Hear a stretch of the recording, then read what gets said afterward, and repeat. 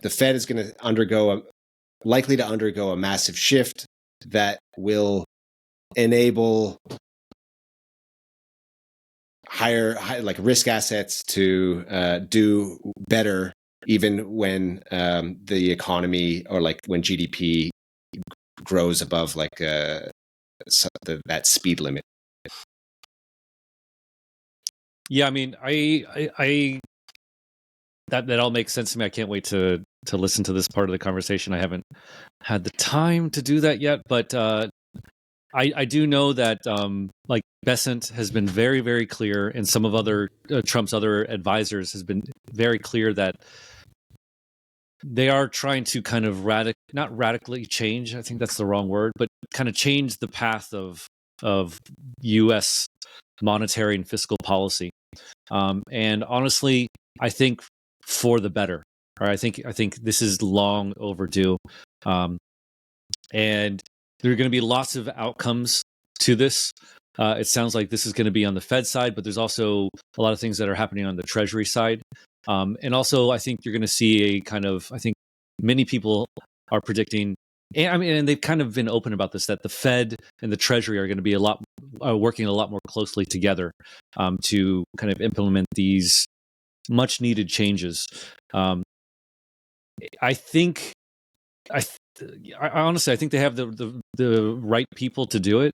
And I have a fair bit of trust that they have a good chance at doing it.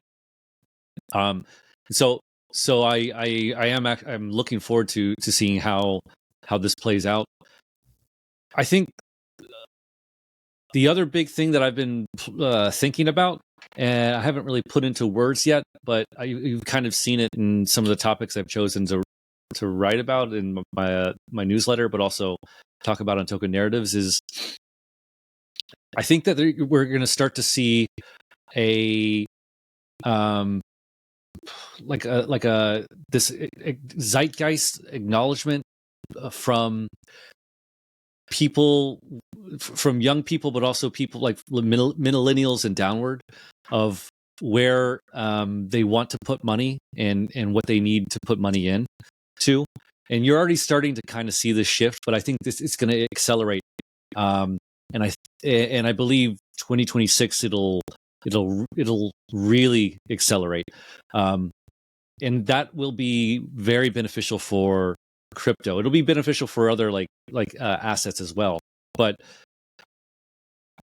this idea that that you can put money in what I would classify as traditional boomer assets is really starting to take hold, and I think it's going to be a major narrative in 2026, and that will benefit things like crypto and gold and maybe some other things.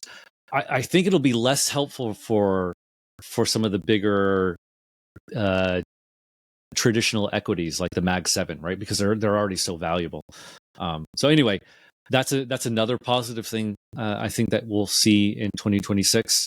And the fact that it's taking up so much oxygen on my timeline inside and outside of crypto Twitter, to me is a big sign that this is. And again, I was surprised at it. It's now a major talking point. Even not amongst dirty hippie liberal far left extremists that live in New York. You're seeing like Patagonia wearing, vest wearing financial people on Wall Street talking about equity inequality in America. That's like, whoa, okay, this is now a major concern, and it'll have repercussions, I think, very soon, especially in 2026. The last thing, which is the boring piece, is that the institutions are here, right? The institutions are coming. That's done, right? This is we're like the fact that Vanguard, Schwab, Bank of America have kind of said this. That phrase is done, and it needs to be retired forever. The institutions are here, and 2026 we're going to just see the growth that we've seen this year, which is just mind blowing. I can't wait to look back on this year, Graham, because it's just hard to imagine how far the U.S. in particular, but the industry as a whole, has come in 1 year. Next year is going to dwarf that. right? It's got to, right? The institutions move slower, they deploy slower, but holy moly, that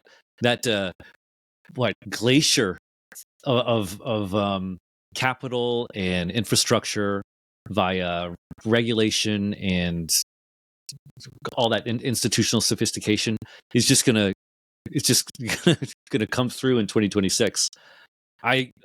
All that stablecoin stuff, prediction markets,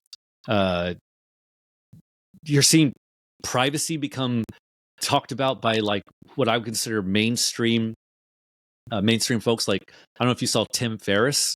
He was talking about that for predictions. Not see that for 2026. He was like, he was excited by crypto, I think, like 10 years ago, and then he kind of hasn't really talked about it since then. Right now this has kind of caught his interest again. So I mean, I really do think that you're going to see this ramp up, and boy, there might be like an inflection point in 2026 where it's just stablecoins are everywhere.